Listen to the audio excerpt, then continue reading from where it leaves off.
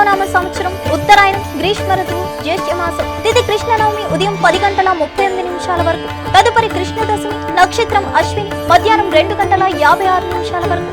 తదుపరి భరణ్ రాహుకాలం మధ్యాహ్నం 1:58 నుండి మధ్యాహ్నం 3:36 వరకు.